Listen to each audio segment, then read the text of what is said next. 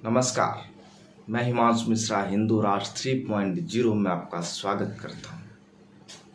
साथियों, बात करते हैं गणेश चतुर्थी। इस समय हमारे देश में गणेश चतुर्थी का पर्व चल रहा है।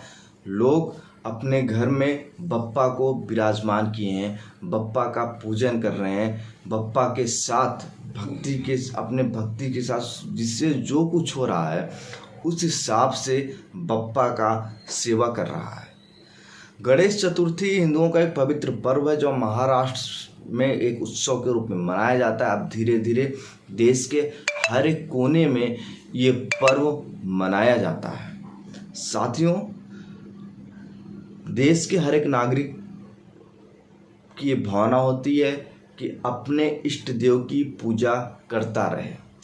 ऐसे हमारे देश के प्रधानमंत्री नरेंद्र मोदी के मन में आया कि हमें गणेश जी की पूजा करना चाहिए। वो पहुंच गए भारत के chief justice of India Chandrachud ji के घर, और चंद्रचूड़ जी के घर जैसे ही नरेंद्र मोदी पहुंचे और उनकी तस्वीर आई, भारत का पूरा इकोसिस्टम हिल सा गया।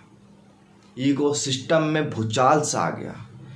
इकोसिस्टम के लोग पागल से हो गए कि आखिर नरेंद्र मोदी ये क्या कर रहे हैं, क्योंकि वो लोग बौखला से गए जो लोग कहते थे सरकार तो तुम्हारी है लेकिन सिस्टम मेरा है।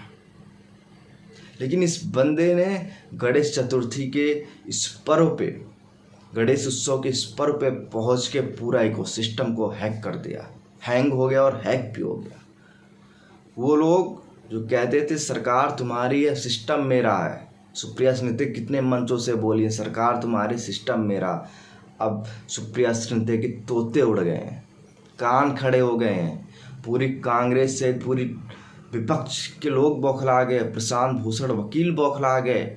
मतलब जो अपने आप को धुरंधर समझते थे, नरेंद्र मोदी ने कुछ नहीं किया, बस आरती की थाली लेके पूरे इकोसिस्टम को हिला दिया।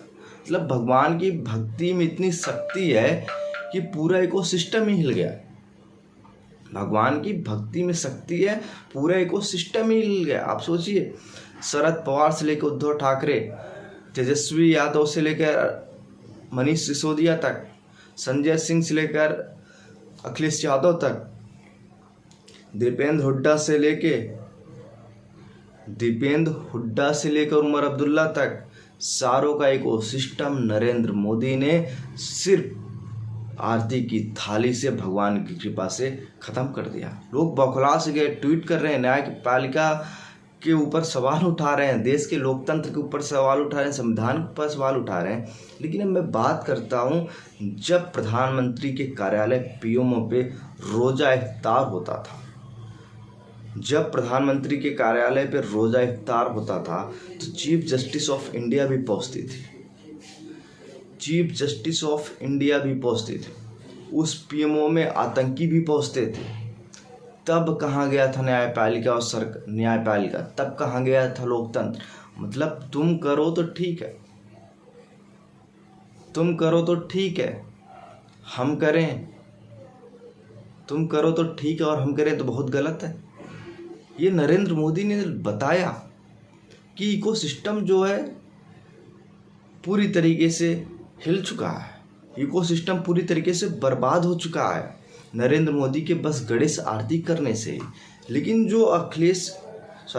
जो मनमोहन सिंह के साथ चीफ जस्टिस ऑफ इंडिया हैं, ये क्या है? ये क्या है? न्यायपालिका कितनी शुद्धता से चल रही थी उस समय आपको पता है। राहुल गांधी का जो बयान आता है कि सरकार इनकी है लेकिन चला हमारे लोग रहे हैं, ये क्या है? सुप्रिया सुनीते बार बार कहती हैं सरकार इनकी, सिस्टम हमारा, ये सब क्या है?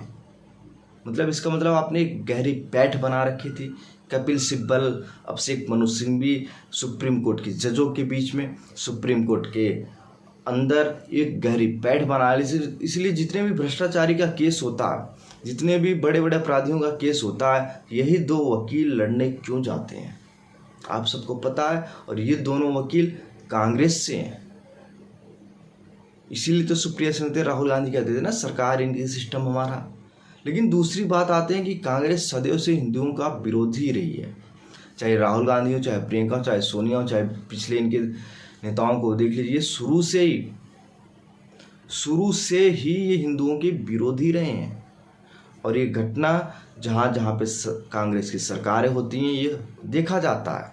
आप बंगाल में देख लीजिए, तृणमूल कांग्रेस को देख लीजिए, जब 17 महीने बिहार में महागठबंधन की सरकार थी तब की स्थिति आप देख लीजिए। उसके बाद इस समय कर्नाटक में आप स्थिति देख लीजिए, कर्नाटक में गणेश जी को ही किडनैप कर लिया गया। और ये तस्वीरें देखिए, कर्नाटक से आ रहे हैं, गणेश जी को पुलिस की गाड़ी में रख के ले जाया जा रहा है। विसर्जन को लेकर मामला हुआ था, पत्थरबाजी को लेकर मामला हुआ था, हिंदू प्रदर्शन कर रहे थे। उसके बाद कर्नाटक की कांग्रेस सरकार ने हिंदुओं के ऊपर लाठीचार्ज कराया, आंसू के गैस छोड़े, उनको मारा, उनको पीटा। उसके बाद उन्होंने गणेश जी को ही जेल में लेके चले गए। सोचिए कितनी बुरी दुर्दशा है कर्नाटक में हिंदुओं की। लेकिन हिंदू क्या देखता था, बस फ्री हो गई, पानी फ्री हो गया, सब कुछ फ्री हो गया। लेकिन आज कर्नाटक में सबसे ज़्यादा महंगाई, अगर किसी भी देश के किसी भी प्रदेश में महंगाई सबसे ज़्यादा है तो कर्नाटक में है।